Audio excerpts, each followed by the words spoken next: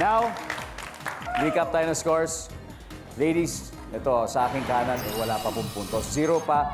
Pero ang Miss Philippines Queens may 228. Pero marami pong himalang nangyayari sa final round na ito. Marami rin pong beses nangyayari na from 0 ay humahabol pa.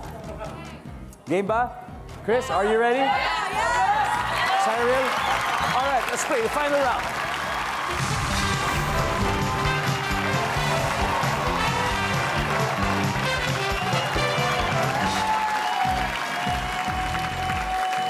Pampanga versus Cebu.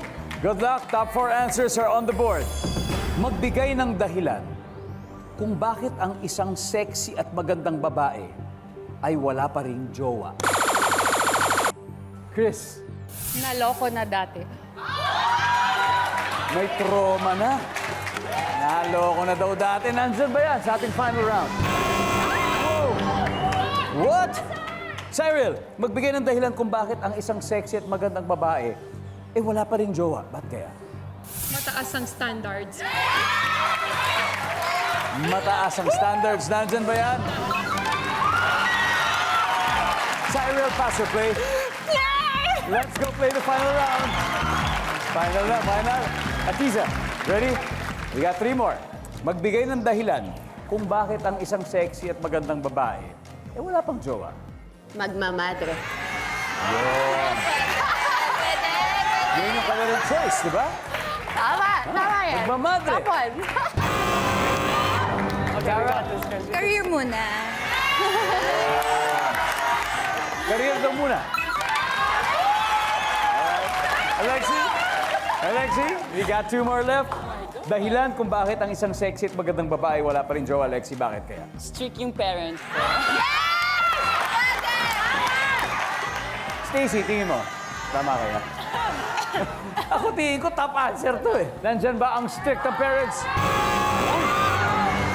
Okay, girls, huddle na. Cyril, Tapusin mo ng pag-aaral. tapusin mo ng pag-aaral. Tama kaya yung survey says? Go!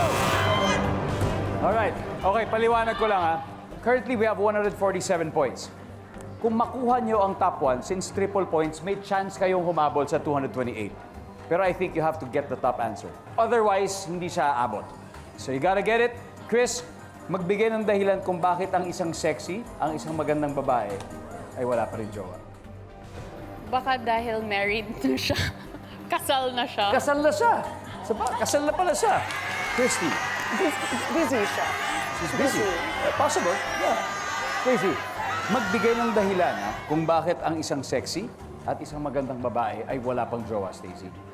By choice, Kuya Dong. Ayaw lang niya. Ayaw lang niya. Ayaw lang niya. Okay. Yun yung instinct, yun yung sinasabi ng gut. Chelsea, magbigay ng dahilan kung bakit ang isang sexy at magandang babae ay wala pa ring jowa. You have 3 seconds, Chelsea. I would say maybe she's a part of the LGBTQIA family. Part of the LGBTQ. Nasa LGBTQIA.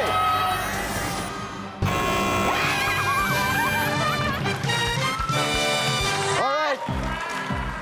Number 1, tignan natin. It's not my fault. You know, if the personality is so strong, di ba? Number 4.